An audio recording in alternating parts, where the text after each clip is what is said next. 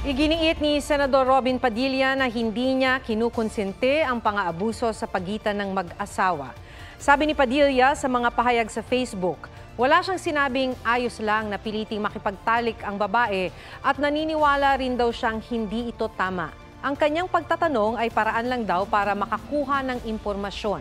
Makatutulong daw ang pagtatanong sa mga pagdinig sa pagpapatupad, pagsusuri o paglikha ng mga batas.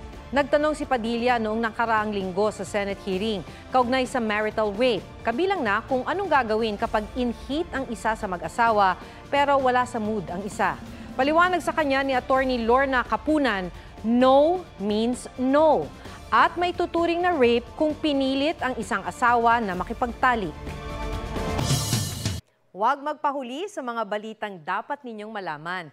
Mag-subscribe sa GMA Integrated News sa YouTube. Sa mga kapuso abroad, subaybayan nyo kami sa GMA Pinoy TV at sa www.gmanews.tv.